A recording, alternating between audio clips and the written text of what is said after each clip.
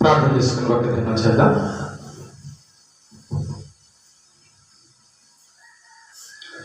పరలోకమందున మా కన్న తండ్రి, నీ నామమునకు స్తుతి, మహిమ, ఘనత, ప్రభావములు తెలియజేస్తూ ఉన్నాం. మరొక దినాన్ని మాకు అనుగ్రహించినందుకు స్తోత్రాలు.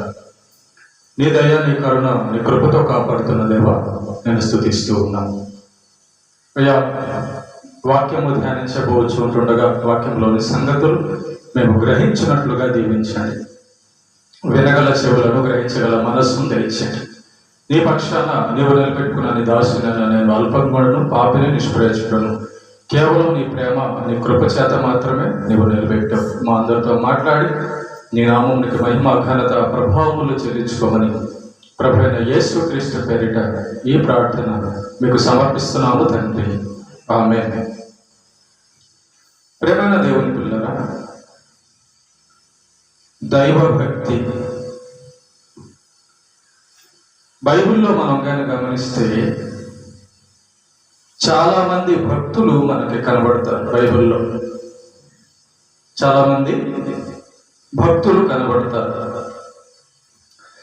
వారు ఎందుకు భక్తి చేశారు? దేవుని ఎడల ఎందుకు భక్తి చేశారు? దేవుణ్ణి ఎందుకు వెతికారు?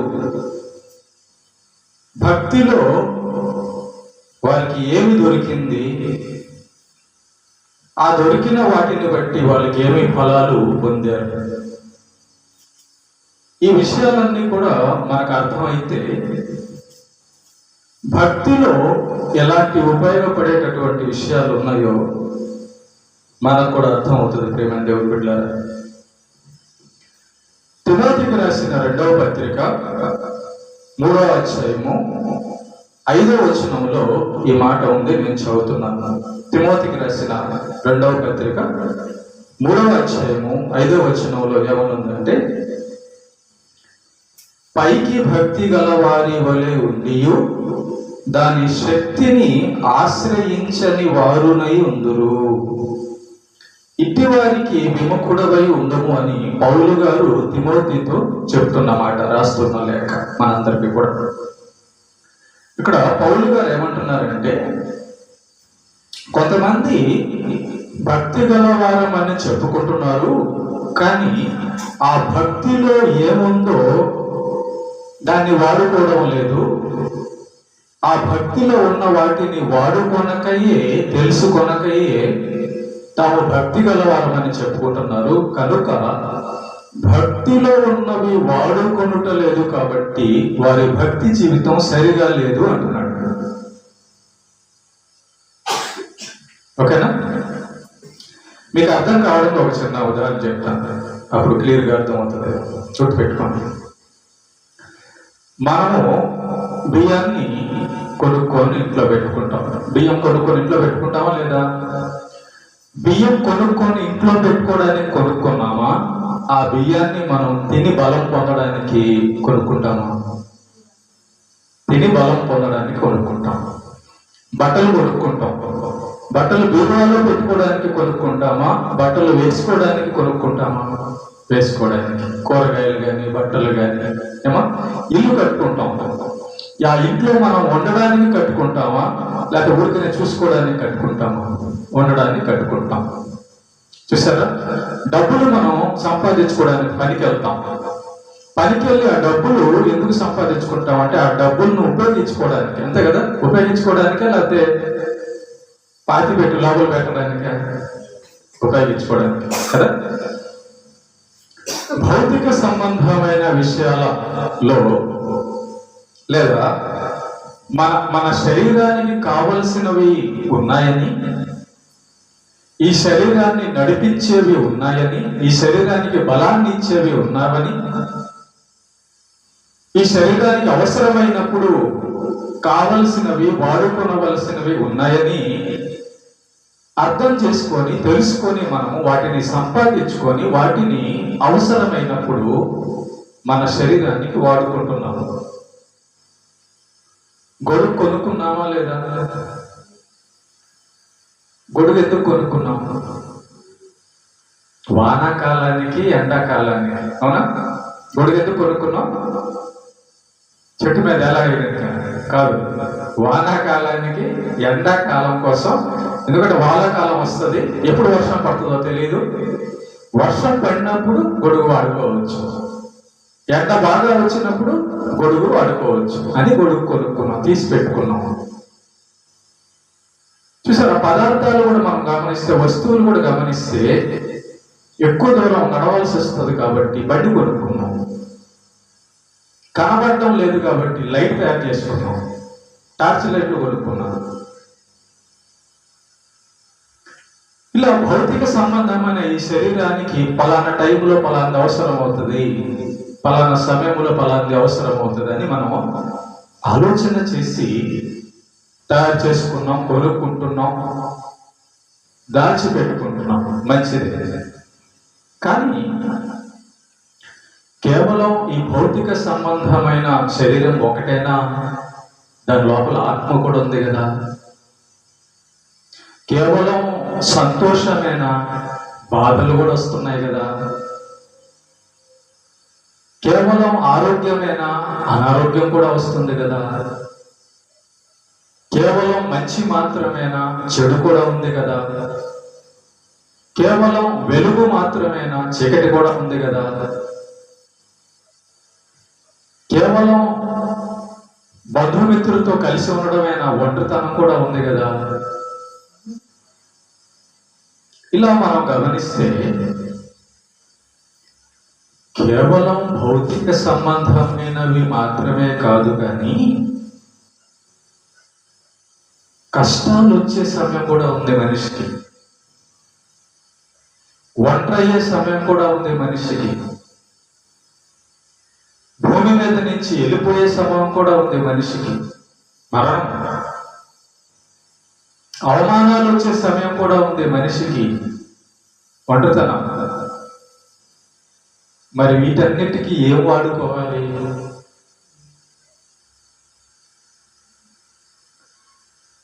మరణం ఉంది కాబట్టి మనం ఏం పెట్టుకుంటే మరణాన్ని మనం తప్పించుకుంటాం. అనారోగ్యం ఉంది కాబట్టి మనం ఏమి పెట్టుకుంటే ఆరోగ్యం సంపాదించుకుంటాం. చెడు ఉంది కాబట్టి మనం ఏం పెట్టుకుంటే మంచితనం సంపాదించుకుంటాం, మంచోళ్ళుగా ఉంటాం. ఈ లోకం నుంచి వెళ్ళిపోతున్నాం కాబట్టి తర్వాత ఏ లోకానికి వెళ్తాం? ఇలా ప్రేమన దేవుని బిడ్డలారా, మానవులు ఎక్కువ శాతము ఈ భూమి ఇక్కడ మనకు కనబడుతున్నా, తింటున్నా, ఆనందిస్తున్నా వాటి మీదే, భౌతిక సంబంధమైన వాటి మీదే మాత్రమే మనసు పెట్టి ఎక్కువ శాతము 99% ఈ శరీరానికి కావలసిన వాటి మీదనే ధ్యాస, ఆలోచన సంపాదించుకోవడం జరుగుతూ ఉంది. చూడండి, ఒకసారి ఒక చిన్న విషయం చెప్తాను నేను. అభివృద్ధి పేరుతో కాలయాపన మనిషి టైం ఎలా వేస్ట్ చేస్తున్నాడంటే, అభివృద్ధి పేరుతో మనిషి టైం ఎలా వేస్ట్ చేస్తున్నాడంటే, మా కరెంట్ లేని కాలంలో ఎన్ని గంటలు వండుకునేవాళ్ళు అన్నం చెప్పండి. కరెంట్ లేని కాలంలో అన్నం ఎన్ని గంటలు వండుకునేవాళ్ళు? 10 గంటలకా? రాత్రి 10 గంటలు వండుకునేవాళ్ళు కరెంట్ లేని కాలంలో. కరెంటు లేని కాలంలో ఎప్పుడు చీకటి అయిపోద్దో, చీకటి అవ్వకముందే, పొద్దు పోకముందే అన్నం వండుకునేవాళ్ళు. 5 గంటలకి 6 గంటలకి వండుకునేవాళ్ళు, పొద్దు పోకముందే. ఎందుకు? చీకటి వచ్చేస్తుంది కాబట్టి. దీపాలు పెట్టుకునేవాడు. ఆ కాలంలో, కరెంట్ లేని కాలంలో పొద్దు పోకముందే అన్నం వండుకునేవాళ్ళు, నిద్ర కూడా పెద్దలాడే పోయేవాళ్ళు. అవునా? ఇక 5 గంటలకు అన్నం వండుకుంటే 6 గంటలకల్లా 7 గంటలకల్లా తినేసి 7 గంటలకల్లా పడుకునేవాళ్ళు, 8 గంటలకల్లా పడుకునేవాళ్ళు మ్యాక్సిమం. మళ్ళా ఉదయాన్నే లెగిసేవాడు. ఆరోగ్యాలు బాగుండేవి, మనుషులు కూడా బాగుండేవాళ్ళు, మంచితనం కూడా ఉండేది. ఇప్పుడు కరెంట్ వచ్చింది, సెల్ ఫోన్ వచ్చింది. అవునా? ఇప్పుడు చెప్పండి, మీరు ఎన్ని గంటలకు వండుకుంటున్నారు? 5 గంటలకు వండేవాడు ఎవడు నీ ఊర్లో ఉన్నారా? లేదు. 6 గంటలకి పడుకునే వాళ్ళు ఎవరు నీ ఊర్లో ఉన్నారా? లేరు. కదా, అంతేనా? అర్థమైందా? ఇదేదో సెల్ ఫోన్ చూసి చూసి చూసి చూసి చూసి 10 అయిద్దో 11 అయిద్దో 12 అయిద్దో కదా. నిద్ర చూడండి ఎన్ని గంటలకు పోతున్నాడు మనిషి, వంట చూడండి ఎన్ని గంటలకు పోతుంది. కాబట్టి ప్రేమ దేవుని బిడ్డలారా, పరిస్థితులు అట్లా మారిపోయినాయి. కాబట్టి ఈ భౌతిక సంబంధమైన వాటి విషయాల్లో మనిషి అతుక్కోపోయాడు. కాబట్టి ఈ భౌతిక సంబంధమైన విషయాలలో జీవిస్తున్న భక్తులు భౌతిక సంబంధమైన విషయాల్లో మాత్రమే కాకుండా ఇంకా వేరేది ఏదన్నా ఉందా అని చెప్పి కనుక్కొని వెతకి ఆ ఉన్న వాటిని ఉపయోగించుకున్నారు, భక్తులయ్యారు. మన తిమోతికి రాసిన పత్రికలు ఇందాక మనం చదివిన మాటలో ఏముందంటే 5వ వచనంలో, పైకి భక్తి గల వారి వలె ఉండియు దాని శక్తిని ఆశ్రయించని వారునై ఉందురు. చూడండి, దేవుడు అంటున్నాడు. దేవుడు ఏమని అర్పించాడంటే, భక్తిలో అంట శక్తి ఉందంట, భక్తిలో కొన్ని ఉన్నాయంట, ఆ భక్తిలో ఉన్న వాటిల్లో శక్తి ఉందంట. భక్తులంట ఆ భక్తిలో ఏవేవైతే దొరుకుతున్నాయో వాటిని ఉపయోగించుకుంటారంట. భక్తులు భక్తిలో ఏమేమి ఉన్నాయో తెలుసుకున్నారు, ఆ ఉన్న వాటిని కష్టకాలంలో ఉపయోగించుకున్నారు. దానియేలు సింహాల బోనులో పడినప్పుడు కత్తి ఒకటి పెట్టుకొని లేడు. అదిగో ఎన్ని సింహాలు వచ్చినా నేను చంపేస్తాను ఈ కత్తితో అని కత్తి గొడ్డలు పెట్టుకోలేదు. ఎందుకంటే మానవ బలం సింహ బలంతో సరిపోదు. ఒక్క సింహాన్ని కూడా మానవుడు గెలవలేడు, దేవుడు బలం ఇస్తే తప్ప. కనుక మరి దానియేలు సింహాల బోనులో వాడిన ఆయుధం ఏంటి? కత్తి వాడలేదు, డబ్బు వాడలేదు, దానికి ఏదో తిండి పెడితే అది నా జోలికి రాలేదని అది వాడలేదు. ఎలా తప్పించుకున్నాడు దానియేలు గారు సింహాల బోనులో పడినప్పుడు? షడ్రక మెషక్ అబేద్నెగోలు అగ్నిగుండంలో పడినప్పుడు ఎలా తప్పించుకున్నారు? ప్రేమ దేవుని బిడ్డలారా, కాబట్టి భక్తులు భక్తిలో ఉన్న వాటిని కనిపెట్టి ఆ భక్తిలో ఉన్న వాటిని ఉపయోగించుకొని కష్ట సమయంలో తప్పించుకున్నారు. అదే ఈరోజు మన పాఠం. భక్తిలోని శక్తులు గ్రహిస్తేనే వాడుకుంటారు, భక్తిలోని శక్తులు గ్రహిస్తేనే వాడుకుంటారు. అన్నం గురించి తెలిస్తేనే, ఆకలి గురించి తెలిస్తేనే అన్నం దాపెట్టుకొని వాడుకుంటాం. డబ్బుల గురించి తెలుస్తుంది కాబట్టి డబ్బులు దాపెట్టుకొని వాడుకుంటాం. కరెంటు గురించి తెలిసింది కాబట్టి కరెంటు వాడుకుంటున్నాం. అలా తెలిసిన వాటి గురించి మనం వాడుకుంటున్నాం. మానవ జీవితంలో ముఖ్యమైనది ఇంకా కొన్ని ఉన్నాయి. ముఖ్యమైనవి అదేంటంటే, దేవుడు మానవులకు ఒక గ్రంథాన్ని ఇచ్చాడు. బైబిల్ పరిశుద్ధ గ్రంథం అంటారు దీన్ని, దేవుని వాక్యం అంటారు, లేదా దేవుని మాట అంటారు. ఓకే, ఈ యొక్క దేవుని మాటల్లో ఏమున్నాయి, ఈ పరిశుద్ధ గ్రంథంలో ఏమున్నాయి? ఆ ఉన్న వాటి వలన, ఆ వ్రాయించిన వాటి వలన, దేవుడిచ్చిన గ్రంథం వలన మానవులకి ఏం ఉపయోగం? డబ్బు అనేది ఒక కాగితమే కదా, కాగితమా కాదు? కాగితం. డబ్బు అనేది ఒక కాగితం, దాని మీద 10 రూపాయలు అంటే 10 అంక వేసి ఉంటే 10 రూపాయలు దాని విలువ, అంతేనా? 100 అనేసి ఉంటే 100 రూపాయలు, 500 అనేసి ఉంటే 500 రూపాయలు. కాగితం మీద ఆ అక్షరం ఎంత అయితే ఉందో దానికి అంత విలువ, అంతేనా? మరి బైబిల్లో ఉన్న ఈ అక్షరాల వలన, ఆ అక్షరాల వలన మనకి ఏంటి ప్రయోజనం? దేవుడు భౌతికమైన ఈ శరీరంతో పాటు ఆహారాన్ని ఇచ్చాడు, కానీ లోపల ఆత్మను కూడా ఇచ్చాడు, కానీ కాలాన్ని కూడా ఇచ్చాడు, కానీ మరణం కూడా ఉంది, కానీ తీసుకెళ్ళడం కూడా ఉంది. ప్రేమను బిడ్డలు గుర్తుపెట్టుకోండి, భక్తులు జరుగుతున్న ఈ విషయాలను గమనించి తమను తాము చేసుకోలేదని, తమను చేసిన సృష్టికర్త ఒక ఆయన ఉన్నాడని వెతికారు. దేవునిని వెతకువారు కలరేమోనని దేవుడు ఆకాశము నుండి నరులను పరిశీలించెను అని రాయబడింది. మా అమ్మ నన్ను చేయలేదు, మా నాన్న నన్ను చేయలేదు, మరి నన్ను చేసింది ఎవరు? ఈ భూమిని నేను చేయలేదు, మరి చేసింది ఎవరు? ఈ ఆకాశాన్ని నేను చేయలేదు, మరి చేసింది ఎవరు? నేలను నేను చేయలేదు, మరి చేసింది ఎవరు? గాలిని నేను చేయలేదు, మరి చేసింది ఎవరు? పంటను నేను చేయలేదు, మరి చేసింది ఎవరు? కాలాన్ని నేను చేయలేదు, మరి చేసింది ఎవరు? దానివల్ల తిరిగి తీసుకోలేకపోతున్నాను. దాన్ని తెప్పిస్తున్నది ఎవరు? నడిపిస్తున్నది ఎవరు?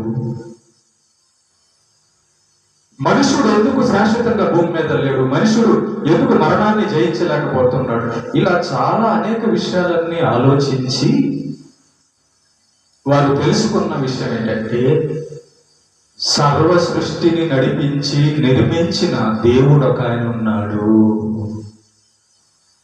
అని మొట్టమొదటిగా దేవుని గురించి తెలుసుకున్నారు. ఒకటి, ఆ దేవుడు మానవులతో మాట్లాడేవాడుగా ఉన్నాడు. ఆది కాండము నుంచి, ఆదాము కాలము నుంచి. దేవుడు లేకపోతే మానవుడు దేవుడిని తెలుసుకునేవాడు కాదు.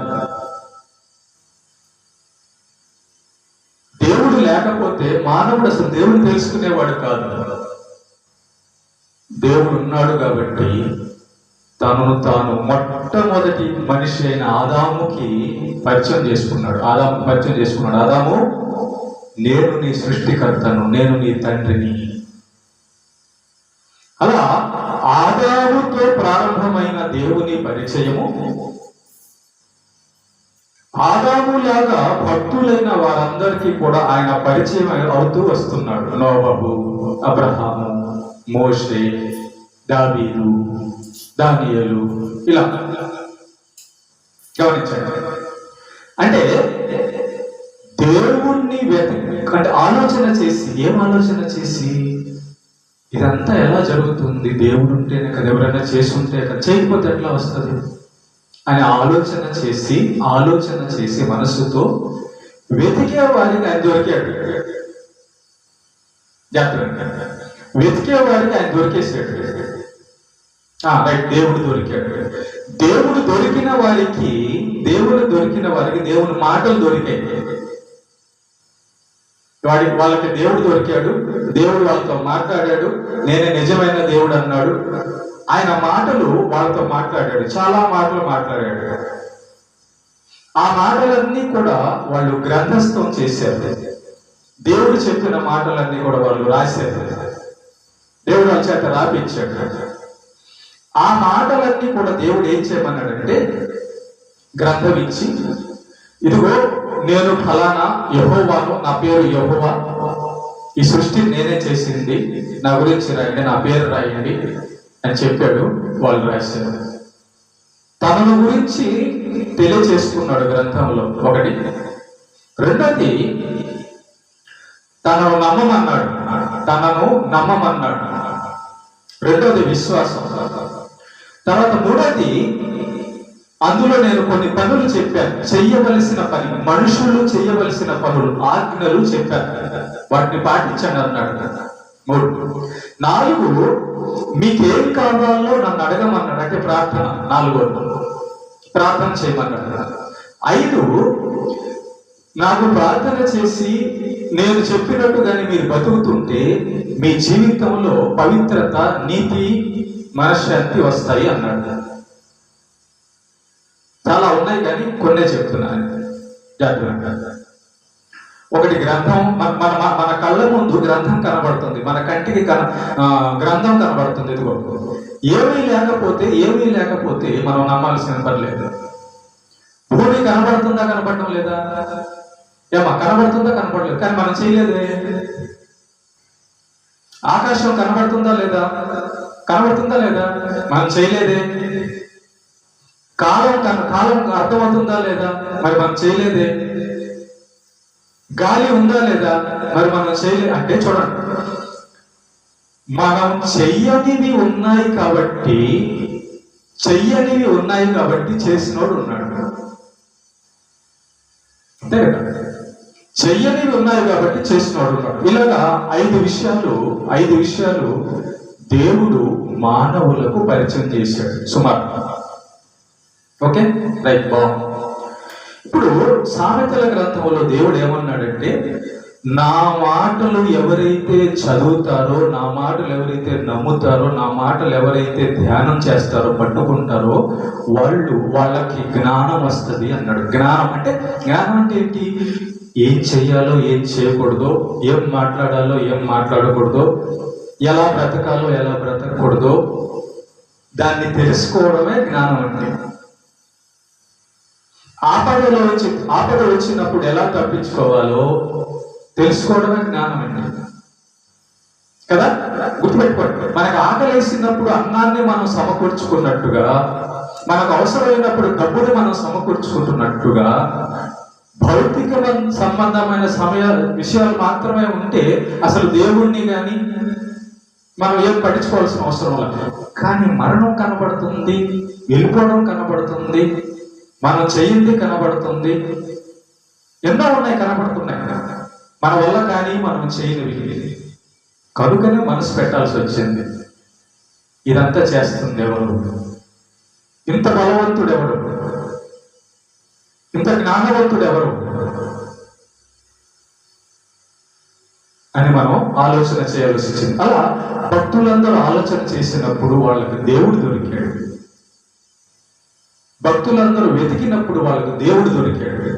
ఆ దొరికిన దేవుడు, వాళ్ళతో మాట్లాడిన దేవుడు సుమారు 5 విషయాలు వాళ్ళకు ఇచ్చాడు. ఎందుకు ఇచ్చాడు అంటే, మీరు భూమి మీద ఉన్నారు కదా, మీరు భూమి మీద ఉన్నప్పుడు మీకు ఒక శరీరం ఉంది, ఆ శరీరం లోపల ఆత్మ కూడా ఉంది. మీరు భూమి మీద ఉన్నారు కాబట్టి మీకు శరీర అవసరాలే కాకుండా లోపల ఉన్న ఆత్మకి అవసరాలు కూడా ఉన్నాయి. మీరు భూమి మీద నుంచే కాదు, భూమిని తర్వాత వెళ్ళిపోయిన తర్వాత కూడా ఇంకో లోకం ఉంది, ఆ లోకంలో వెళ్ళాలంటే ఉపయోగపడే కూడా ఉన్నాయి అన్నాడు.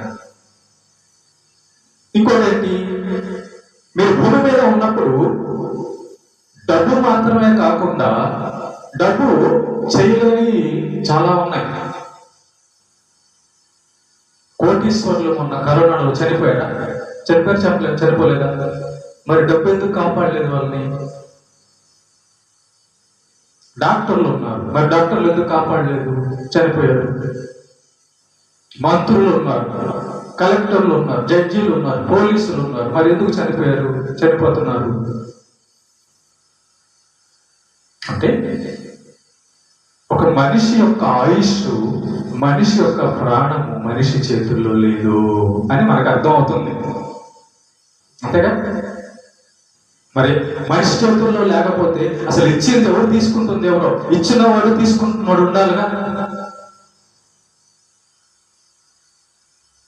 ఏమన్నా దేవుని బిడ్డలారా, ఇలా ఈ విషయాలన్నీ ఆలోచన చేసిన వారే భక్తులండి. భక్తులు అంటారు వారికి దేవుడు దొరికాడు కాబట్టి దైవ భక్తులయ్యారు. ఆ భక్తులు చేత దేవుడు రాయించిన విషయాలు ఇవన్నీ మనకు ఉపయోగపడే విషయాలు గుర్తుపెట్టుకోండి. ఇప్పుడు మన జీవితంలో డబ్బు చేయలేనిది, మనుషులు చేయలేనివి, మనం చేయలేనివి చాలా ఉన్నాయి.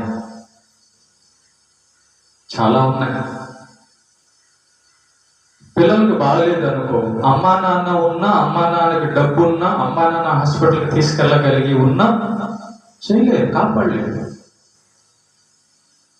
చదువు ఉన్నా, ఉద్యోగం ఉన్నా, బలం ఉన్నా కాపాడలేదు.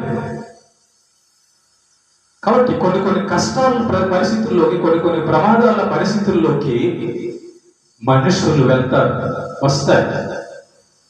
అది భక్తులకైనాను, భక్తిహీనులకైనాను. కానీ మనం భక్తుల గురించి మాట్లాడుకున్నాం. ఓకే, మరియా యొక్క సహోదరుడైన లాజరు, మార్తా మరియల సహోదరుడైన లాజరు చనిపోతాడు. చనిపోయి సమాధిలో పెట్టబడి ఉంటాడు. అప్పటికే 4 రోజులు అయిపోయి ఉంటుంది. యేసుకి ఈ విషయం ముందే తెలుసు. 4 రోజుల తర్వాత ఆ ఊరికి వెళ్తాడు. ఈ మరియా, మార్తా, లాజరు యేసు ప్రభువు అంటే మంచి విశ్వాసం, ప్రేమ కలిగిన వాళ్ళు. ఈ యేసు ప్రభువు ఆ యొక్క మరియా దగ్గరికి వెళ్ళినప్పుడు మరియా అంటది, అయ్యా ఇదిగోని నువ్వు ప్రేమించిన నా తమ్ముడు చనిపోయాడు అని చెప్తాడు. అప్పుడు యేసు ప్రభు అంటాడు, ఎక్కడ పాతి పెట్టారు అతన్ని? అదిగో ఫలానా దగ్గర. సరే పోదాం పదండి. అదేంటి ప్రభు, చనిపోయేప్పటికే 4 రోజులు అయిపోయింది, వాసన కొడుతుంటాడు, ఇప్పుడు వెళ్ళే ఉపయోగం ఏంటి అని అన్నప్పుడు యోహాను సువార్త 11:40 యేసు ప్రభు మరియతో ఒక మాట అంటాడు. అందుకు యేసు, నీవు నమ్మిన ఎడల దేవుని మహిమను చూతువు. చూడండి, నమ్మితే దేవుని మహిమను చూస్తావు అంటున్నాడు. నమ్మకానికి దేవుని మహిమ కనపడుతుందంట. నమ్మకానికి అంటే విశ్వాసానికి దేవుడి మహిమ అర్థమవుతుందంట. నమ్మకంతో దేవుని మహిమ మనం పొందుకుంటామంట. దేవుని మహిమలో ఉండే శక్తి, దాన్ని మనం పొందుకోగలమంట. మరియతో యేసు చెబుతున్న మాట, నువ్వు నమ్మిన ఎడల దేవుని మహిమను చూద్దువు. చూడండి, అంటే చనిపోయి 4 రోజులు అయిపోయింది, చనిపోయాడు లాజరు. ఆయన వచ్చి, యేసు ప్రభు వచ్చి ఆ లాజరును బ్రతికించాడు. ప్రేమల దేవుని బిడ్డలారా, ఈ యొక్క విషయాన్ని మనం గమనిస్తే యేసు ప్రభు ఆ యొక్క లాజరును ఎలా లేపగలిగాడు? చనిపోయి కుళ్ళి పట్టిన లాజర్ని అంటే గుర్తుపెట్టుకోండి, ఈ మరియా ఆమె యందు విశ్వాసం ఉంచింది అంతకు ముందే. ఈ మరియా యేసు ప్రభువుకు దాసురాలుగా ఉంది అంతకు ముందే. లాజరు యేసు ప్రభువుకి దాసుడుగా ఉన్నాడు. మార్త యేసు ప్రభువుకి దాసురాలుగా, భక్తురాలుగా ఉన్నారు. ముగ్గురు టోటల్ గా భక్తులుగా ఉన్నారు. తన యందు భయభక్తులు కలిగి ఉన్న మార్త, మరియా, లాజర్ కోసం యేసు ప్రభు వెళ్ళడం జరిగింది. చూసారా, యేసునందు విశ్వాసము, యేసునందు భక్తి ఉంచుట వలన చనిపోయిన లాజరు కూడా భక్తి వలన బతికింపబడ్డాడు. ఇక్కడ యేసు తాను ఎలాంటి వాడో చూపించుకుంటున్నాడు. మరి ఇలాంటి వాడనైనా నన్ను నమ్ముకుంటే ఏమైనా నీకు జరుగుతుంది కదా అనే విషయం మనకు అర్థం కావడానికి నమ్మకాన్ని, ఆయన శక్తిని చూపిస్తున్నాడు. బాగా పట్టుకోండి. నమ్మిన ఎడల దేవుని మహిమ చూతువు అంటున్నాడు. చాలా మంది స్వస్థపడ్డారు. యేసు ప్రభువు 12 సంవత్సరాల రక్తస్రావ రోగి స్త్రీని కూడా స్వస్థపరుస్తాడు. ఆయన ఎలా స్వస్థపరుస్తాడంటే, ఆ స్త్రీ యేసు ప్రభు దగ్గరికి డైరెక్ట్ రాదు, తన మనసులో అనుకుంటది, నేను ఆయన్ని కానీ ఆయన వస్త్రపు చెంగును ముట్టితే బాగుపడతా. దీని నమ్మకం అంటారు. ఇది డబ్బు వలన కొనుక్కోలేము. నమ్మకాన్ని డబ్బు వలన కొనుక్కోలేము, డబ్బులకి రావు. ఈ నమ్మకం ఎవరైనా ఇస్తే మన లోపల పెడితే అది రాదు. మనకై మనం దేవుని మీద పెట్టి దేవుని వైపు తిరిగి ఆయన నమ్మితే ఆయనలో నుండి మనలోకి వచ్చేదే నమ్మకం, విశ్వాసం. ఈ స్త్రీ అలాంటి నమ్మకాన్ని పొందుకుంది. ఆయన శక్తిమంతుడు, ఆయన దేవుడు, ఆయన పరమ వైద్యుడు. డాక్టర్లు అప్పటికే డాక్టర్లు అందరూ అయిపోయారు. డాక్టర్ దగ్గర డబ్బులు పోగొట్టుకుంది. ఏ డాక్టర్ కూడా ఇంకా నా వల్ల కాదన్నాడు. ఆయన వస్త్రపు చెంగు ముట్టిన ఎడల నేను బాగుపడుతును అని నమ్మి ఎక్కడో జనాల్లో వెళ్ళి ఆయన వస్త్రపు చెంగు ముట్టాడు. ముట్టినప్పుడు ప్రేమ దేవుని బిడ్డలారా, ఆమె రోగం తగ్గిపోద్ది. ఎవరికి తెలియదు ఈ విషయం, అసలు ఎవరికి తెలియదు. చుట్టూ యేసు ప్రభుతో జనాలు ఉన్నారు, ఆ జనాల్లో ఏమీ ఉంది. యేసు అంటున్నాడప్పుడు, నన్ను ఎవరో ముట్టారు. చూసారా, సర్వం తెలిసిన వాడైనా నేను భయపడిపోయింది. ఈయనకెలా తెలిసింది నేను ముట్టింది? అంతకుముందే నమ్ముంది ఆయన ఎలాంటి గొప్పోడే, అంతకుముందే గొప్పోడని నమ్మింది, దేవుడు అని నమ్మింది, శక్తి కలిగిన వాడు అని నమ్మింది కాబట్టి ముట్టింది. ఇంకా భయపడిపోయింది. అమ్మో, ఈయన స్వస్థపరిచేవాడే కాదు, సర్వము ఎరిగిన వాడు అని భయపడిపోయింది. అప్పుడు యేసుప్రభు అన్నాడు, నన్ను ఎవరో ముట్టారు, రండి బయటికి అన్నాడు. పేతురు అంటాడు, అయ్యా జనమంతా గుంపులుగా ఉన్నారు కదా, నిన్ను ముట్టింది ఎవడని మమ్మల్ని అడుగుతున్నా, మాకంటే తెలుస్తుంది, ఎంతో మంది నీ మీద పడుతున్నారు కదా అన్నప్పుడు ఆ స్త్రీ భయపడుతూ ఆయన ముందుకు వస్తుంది. అయ్యా నేనే నిన్ను ముట్టింది. అప్పుడు యేసుప్రభు అన్నమాట, కుమారి నీ విశ్వాసము నిన్ను స్వస్థపరిచెను. చూసారా, ఆమె లోపల ఏముండిందంట? విశ్వాసం ఉండిందంట. ఆ విశ్వాసం ఏ పని చేసిందంట? స్వస్థపరిచిందంట. ఆ విశ్వాసం ఎక్కడిది? దేవుడిది. ఆ విశ్వాసం ఎవరి మీద? యేసయ్య మీద. ఆ విశ్వాసం ఏం పని చేసింది? డాక్టర్లు చేయలేని పని చేసింది. ఆ విశ్వాసం ఏం చేసింది? దేవుని యొక్క కృప పొందేటట్టు, దేవుడి దగ్గర నుంచి స్వస్థత ఉండేటట్టు చేసింది. మరి ప్రార్థన ఏం చేస్తుంది? దానియేలు ప్రార్థన చేసేవాడు, కుమారుడు సింహాల బోన్లో పడ్డాడు ప్రార్థన చేస్తున్నందువల్ల. రాజు ఇంకొంతమంది ప్రార్థన చేస్తే సింహాల బోన్లో పడేస్తామని చెప్పారు, ప్రార్థన మానలేదు. దానియేలు సింహాల బోన్లో పడేశారు. ప్రార్థన దానియేలుని కాపాడాడు. అంతేనా? ప్రార్థనే కదా దానియేలుని కాపాడింది. చూడండి, జాగ్రత్త గమనించండి. అక్కడేమో విశ్వాసం కాపాడుతుంది, ఇక్కడేమో ప్రార్థన కాపాడుతుంది. దావీదు అంటాడు, యెహోవా ధర్మశాస్త్రము దివారాత్రము ధ్యానించేవాడు ధన్యుడు. కీర్తనల గ్రంథం 1:1. ఎందుకని? అతడు ఆకు వాడక తన కాలమందు ఫలమిచ్చు చెట్టు వలె, నీటి ఒడ్డున నాటబడిన చెట్టు వలె ఉంటాడు.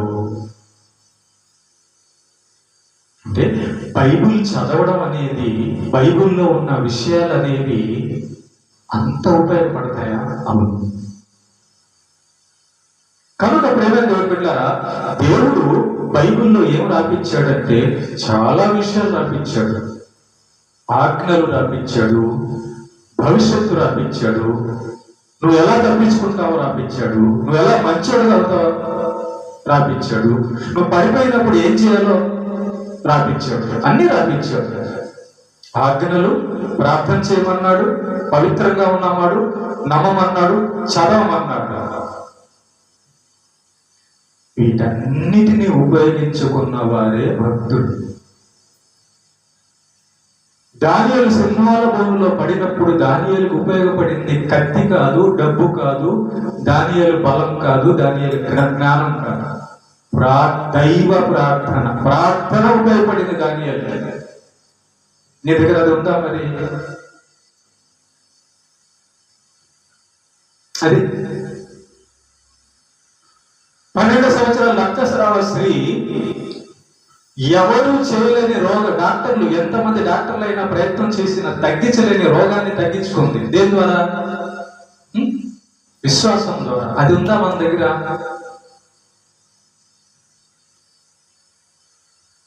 సొలొమోను జ్ఞాని, పౌలు జ్ఞాని, అందరూ జ్ఞానులే, భక్తులందరూ. జ్ఞానం అంటే ఏంటి? దేవుని మాటలు తెలుసుకొని ఉండడం. యెహోవా యందు భయభక్తులు కలిగి ఉండుట తెలివికి మూలము. సామెతలు 1:7 ఉంటది. అసలు తెలివి అంటే ఏంటి? దేవుణ్ణి ఎరిగి దేవుని యందు భయభక్తులు కలిగి ఉన్నవాడినే తెలివి గలవాడు అని అనొచ్చట, అని అనాలంట. ఈ లోకం డబ్బు ఉన్నవాడిని తెలివి గలవాడు అంటది కదా, మోసం చేసేవాడిని తెలివి గలవాడు అంటది. కాదు, వాడు నరకానికి పోతాడు. వాడు తెలివి లేనోడు, నరకం ఉందని తెలియదోడికి రేపు శిక్ష పడిద్దని వాడికి తెలియదు. తెలిసిన వాడు తెలివి గలవాడా, తెలియని వాడు తెలివి గలవాడా? తెలిసినవాడు తెలివి గలవాడు, తెలియని వాడు బుద్ధిహీనుడు. పాపము చేసేవాడు, అబద్ధం చెప్పేవాడు, మోసం చేసేవాడు, తప్పు చేసేవాడు నరకానికి వెళ్తాడు. ధనవంతుడు తెలివి గలవాడు కాదు. ఈ లోకం అనుకుంది బతికినప్పుడు తప్ప ఎంత డబ్బు ఉంది, ఎంత బలగం ఉంది ధనవంతుడికి అనుకుంది, కానీ తెలివి లేక నరకంలో పడ్డాడు. లాజరు తెలివి గలవాడు, డబ్బు లేదు, బలగం లేదు, ఆరోగ్యం లేదు, ఏం లేదు, కానీ దేవుడు ఉన్నాడు లోపల. విశ్వాసం ఉంది లోపల, జ్ఞానం ఉంది లోపల, పరిశుద్ధత ఉంది లోపల, ఆజ్ఞలు పాటిస్తున్నాడు. కాబట్టి నరకం తప్పించుకున్నాడు. నరకమును తప్పించుకుని వాడే తెలివి గలవాడు. దేని చేత? భక్తి చేత, విశ్వాసము చేత, వాక్యము చేత, ప్రార్థన చేత, నీతి చేత. ఈ 5 ఎప్పుడు ఉపయోగపడతాయి? ఎప్పుడైనా ఉపయోగపడతాయి. కానీ లోకంలో ఉన్న డబ్బు, లోకంలో ఉన్న బియ్యము, లోకంలో ఉన్న మనుషులు కేవలం కొన్ని సందర్భాల్లో మాత్రమే ఉపయోగపడుతుంది. వారు చేతులు ఎత్తేసే సమయాలు ఉంటాయి. డాక్టర్ దగ్గరికి చచ్చిపోయిన బాడీని తీసుకెళ్ళినా, ఇంకొంచెం సేపులు చచ్చిపోతాడు అనగా తీసుకెళ్ళినా, నా వల్ల కాదు అని చేతులు ఎత్తేస్తారు. కానీ దేవుడి దగ్గరికి వెళ్తే, అమ్మా ఈ పని నేను చేయలేనమ్మా అంటాడా? అంటాడు. కనుక ప్రేమ దేవుడు గుర్తుపెట్టుకోండి, ప్రకటన గ్రంథంలో సంఘంతో దేవుడు ఒక మాట అంటున్నాడు, యేసయ్య ఒక మాట అంటున్నాడు. నీవు 3వ అధ్యాయం 10వ వచనం, ప్రకటన గ్రంథం 3వ అధ్యాయం 10వ వచనంలో ఏమంటున్నాడంటే, నా వాక్యము గైకొంటివి కనుక నేను నిన్ను కాపాడేదను. ఎప్పుడు? నీకు శ్రమ వచ్చినప్పుడు, మనకి శ్రమ వచ్చినప్పుడు దేవుడు ఏం చేస్తాడంటే, నన్ను నమ్ముతున్నాడా లేదా, నన్ను గౌరవిస్తున్నాడా లేదా, నేనంటే భయం ఉందా లేదా, నా మాటలు పాటిస్తున్నాడా లేదా అని చూస్తాడు. జ్ఞాపకం చేసుకుంటాడు. నోవహుని జ్ఞాపకం చేసుకున్నాడు, అందరిలాగా లేడు. యోబుని జ్ఞాపకం చేసుకున్నాడు, అందరిలాగా లేడు. మోషేని జ్ఞాపకం చేసుకున్నాడు, అందరిలాగా లేడు. దావీదుని జ్ఞాపకం చేసుకున్నాడు, అందరిలాగా లేడు. ఎవరిలాగా ఉన్నాడు? ఆయన చెప్పినట్లుగా ఉన్నారు. అదే భక్తి అంటే.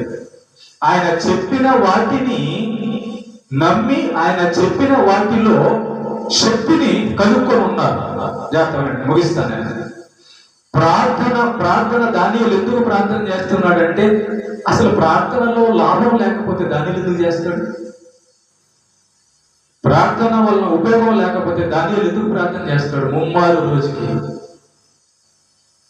బైబిల్ చదవడం, ధ్యానించడంలో ఉపయోగం లేకపోతే భక్తులు బైబిల్ ఎందుకు ధ్యానం చేస్తారు? నీతిలో ఉపయోగం లేకపోతే నీతిగా ఎందుకు ఉంటారు? ఏమా నమ్మకం వలన ఉపయోగం లేకపోతే దేవుడిని ఎందుకు నమ్ముతారు? కాబట్టి గుర్తుపెట్టుకోండి, మనం ఏమనుకుంటామంటే తినడం, తాగడం, సంతోషపడ్డము అని దీని మీద మనసు పెట్టుకొని కాలం గడిపేద్దాం అనుకుంటున్నాం. కానీ కష్టకాలంలో, ఆపద సమయంలో, చిక్కుల్లో, ప్రమాదంలో, శోధనల్లో, సాతాను సమయంలో మనం ఎలా తప్పించుకోవాలి? మనం తప్పించేది ఎవరు?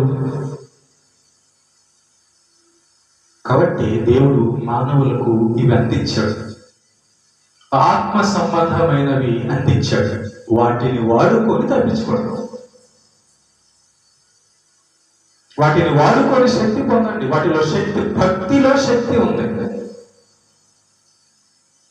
భక్తిలో ఉన్న ఈ శక్తులను భక్తులు అనుసరించి దాంట్లో కనుగొన్నారు. అన్నంలో ఏముంది? మనకి కూరలో ఏముంది? అన్నం కూరలో నేనేమి లేదన్నాను అనుకోండి, పెంచాడు భలే వాళ్ళు మీరు. అన్నంలో శక్తి ఎందుకేం లేదు? అది తింటేనే కదా మనకు శక్తి వస్తుంది. అవునా? కనుగొన్నావుగా. ఎవరు కనుగొన్నారు? తిన్నోరు కనుగొన్నారు. అవునా? తీపిని తిన్నోరు రుచి కనుగొన్నారు. మిరపకాయ చక్కెరని తిన్నోళ్ళు తీపిని కనుగొన్నారు. మిరపకాయ తిన్నోళ్ళు ఏం కనుగొన్నారు? కారం కనుగొన్నారు. చింతపండు తిన్నోళ్ళు పులుపును కనుగొన్నారు. అవునా? కాకరకాయ తిన్నోళ్ళు చేదును కనుగొన్నారు. ప్రార్థన చేసేవాళ్ళు ప్రార్థనలో ఉన్న శక్తిని కనుగొన్నారు. వాక్యాన్ని చదివిన వాళ్ళు వాక్యములో ఉన్న సంగతులు కనుగొన్నారు. దేవుణ్ణి నమ్మేవాళ్ళు దేవుని దగ్గర ఉన్న దేవుని గురించిన విషయాలు కనుగొన్నారు. పవిత్రంగా ఉండేవాళ్ళు ఆ నీతిలో ఉన్న వాటిని కనుగొన్నారు. అవసరమైనప్పుడు అవన్నీ కూడా ఉపయోగించుకున్నారు. అంతే కదా. డబ్బు ఎందుకు మనం దాచుకుంటాం? అవసరం వస్తుందని. బియ్యం ఎందుకు దాచుకుంటున్నాం? రేపటికి ఉపయోగపడుతుందని. ఇల్లుతో కట్టుకుంటున్నాం, అవసరం వస్తుందని, మనం భద్రంగా ఉంటామని. కనుక ప్రేమైన దేవుని బిడ్డలారా, భక్తులందరూ కూడా దేవుని మాటల్లో దేవుని దగ్గర ఉన్నటువంటి ఆ శక్తులను కనుగొని వాటి మీద ఆధారపడ్డారు. దైవ శక్తి మీద, దైవ భక్తి మీద, దేవుని మీద ఆధారపడ్డారు, నమ్మకం మీద ఆధారపడ్డారు, వాక్యం మీద ఆధారపడ్డారు, ప్రార్థన మీద ఆధారపడ్డారు, నీతి మీద ఆధారపడ్డారు. అందుకే మనం చదివినప్పుడల్లా దానియేలు గారు ప్రార్థన చేశాడు కాబట్టి సింహాల బోన్లో కాపాడబడ్డాడు అని చదువుతాం మనం.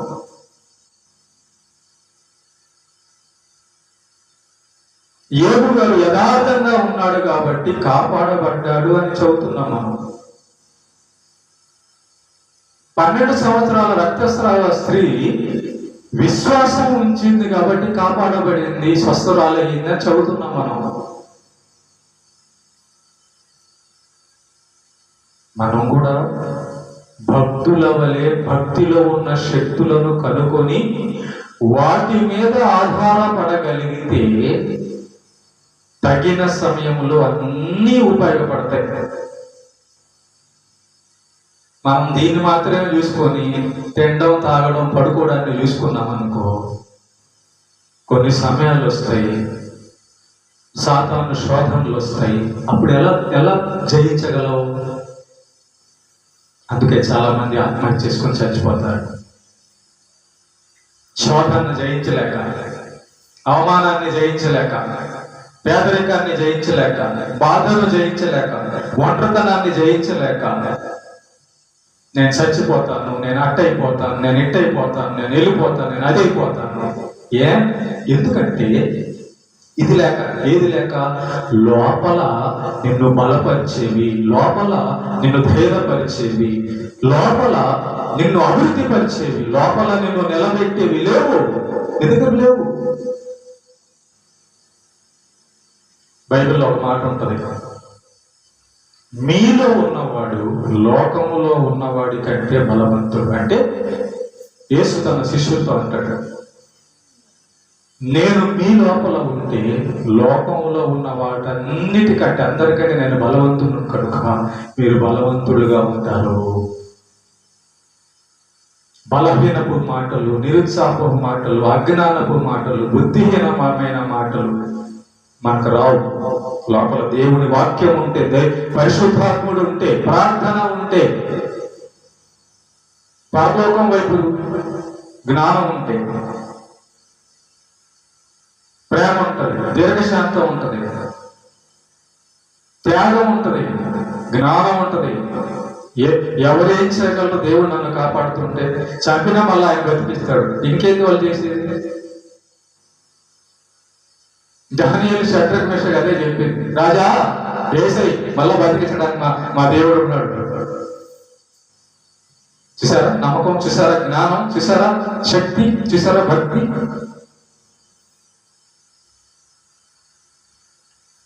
వాటిని మనం కనుగొనగలిగితే వాటిని మనం వాడుకుంటాం.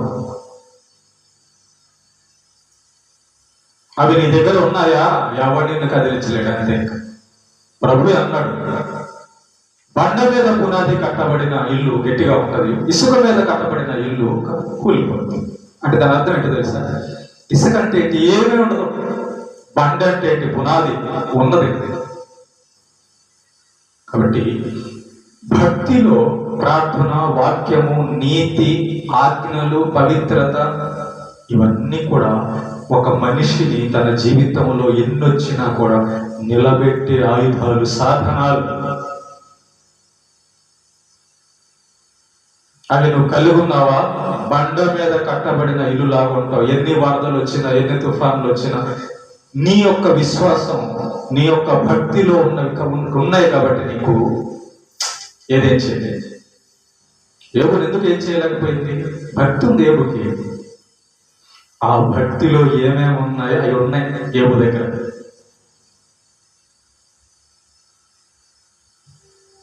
యోబుని కాపాడింది డబ్బు అనుకుంటున్నావా? యోబుని కాపాడింది పశువులు అనుకుంటున్నావా? యోబుని కాపాడింది లోకంలో ఉన్నవా? కాదు. యోబుని కాపాడింది దేవుని దగ్గర ఉన్న భక్తిలో ఉన్న శక్తులు. దాంతో వెళ్ళొచ్చు. ఎలాంటి ఇరుకు మార్గంలోనైనా, ఎలాంటి ఆపదల్లోనైనా, ఎలాంటి పరిస్థితుల్లోనైనా లోపల దేవుడు ఉంటే, దైవభక్తి విశ్వాసం ఉంటే, వాక్యం ఉంటే ఎలాంటి పరిస్థితుల్లోనే వెళ్ళిపోవచ్చు. కారణం ఆయన ఉన్నాడు. తనను నమ్ముకున్న భక్తులను ఆయన చెయ్యి విడగొడ తెలుసు వాళ్ళకి తెలుసు, భక్తులకు తెలుసు ఆయన ఎంత బలవంతుడో వాళ్ళకి తెలుసు. కనుక ఆ భక్తిలో ఉన్న శక్తిని ఆశ్రయించారు. అదే పౌలు గారు అన్నాడు, చాలా మంది ఆ భక్తిలో ఏమేమి ఉన్నాయో కనుక్కోక ఉన్నారు, బలహీనంగా ఉన్నారు, భక్తిహీనులుగా ఉన్నారు. మనం అలా ఉండకూడదు అంటున్నాడు. మనం ఎలా ఉండాలంట? దేవుడు మనకి గ్రంథం ఇచ్చాడు, దాంట్లో ఏమున్నాయో తెలుసుకున్న వారిగా ఉండడం మేలు అంటున్నాడు. తెలుసుకుంటే ఉపయోగించుకుంటాం, తెలుసుకుంటే ఉపయోగించుకుంటాం. సాతాను వస్తాడు, హవ్వ దగ్గరకు వచ్చినట్టు వస్తాడు. ఇదిగో అది చేయి, ఇదిగో ఇది చేయి అంటాడు. అప్పుడు సాతాను యేసు ప్రభు దగ్గరకు వచ్చినప్పుడు ఏమన్నాడు? దేవునిని మాత్రమే సేవించవలను అన్నాడు. దేవుడి వల్లనే మనుషుడు బతుకుతాడు అన్నాడు. వాడగలం, తెలుసుంటే వాడగలం, ఉంటే వాడగలం. ఓకేనా? కాబట్టి భక్తిలో ఇవి ఉన్నాయి. ఈ ఉన్నవి మనకు అర్థం కావాలి. వాటి రుచి, వాటి శక్తి, వాటి గుణం, వాటి ప్రభావం మనకు అర్థం కావాలి. అందుకే యేసు ప్రభు అన్నాడు, నమ్మిన ఎడల కుమారి నీ విశ్వాసము నేను స్వస్థపరిచింది. యేసు ప్రభు అంటున్నాడు, విశ్వాసం అంట స్వస్థపరిచిందంట.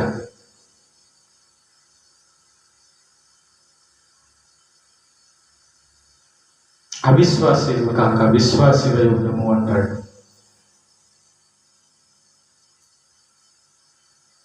నువ్వు నమ్మితే ఈ కొండల్లో అక్కడ పడమంటే పడిందంట. విశ్వాసానికి ఉన్న పవర్ చూసారా ఎంత బలమైందో? దేవుని మీద ఉన్నటువంటి విశ్వాసం ఎంత బలమైందో, అన్నిటికంటే బలమైంది అది. దేవుడు మానవుల క్షేమ నిమిత్తం, మంచి కోసం ఇవన్నీ ఇచ్చాడండి. ఉచితంగానే ఇచ్చేసాడు. భక్తిలో ఇవి ఉన్నాయి, నీకు ఉపయోగపడతాయి, తీసుకో అన్నాడు.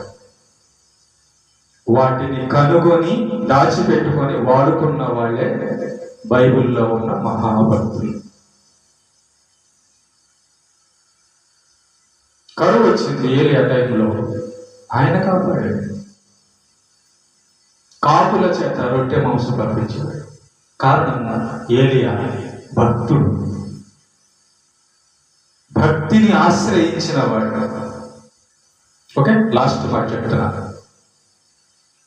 భక్తిని ఆశ్రయించు. భక్తిలో గొప్ప శక్తులు ఉన్నాయి. ఆ శక్తుల ద్వారా నువ్వు సంతోషాన్ని, మనశ్శాంతిని, ఆపదలో వచ్చే రక్షణని పొందగలవు, సాతాన్ని ఎదిరించగలవు. ఇవి లేకుండా ఉండుట ప్రమాదం అని తెలిసే దేవుడు ఇవి ఇచ్చాడు. మన మనుషులందరికీ ఇచ్చాడు. ఒక డబ్బులు ఉన్నవాళ్ళు అయితే కొనుక్కునేవాళ్ళేమో, కానీ దేవుడు అందరికీ ఇచ్చాడు. ఇవి డబ్బుతో కాదు, ఎవరికైనా పొందుకోవచ్చు. దేవుడి మీద నమ్మకం పెట్టి, దేవుని మీద భక్తి పెట్టి, విధేయత పెట్టి, ప్రార్థన చేసి సంపాదించుకోవచ్చు. దానియేలు దేవుడే మన దేవుడు కూడా. అప్పుడున్నవాడే ఇప్పుడు కూడా ఉన్నాడు. అప్పుడు వాళ్ళకి శక్తిని ఇచ్చిన దేవుడే ఈ రోజు కూడా మనకు శక్తి ఇవ్వడానికి సజీవుడుగా ఉన్నాడు.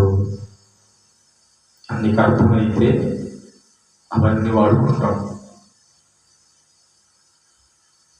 ఉంటున్నాయి, కుప్పలు కుప్పలుగా ఉంది, వాడుకో. ఓకే, దేవునికి మహిమ కలుగుతుంది.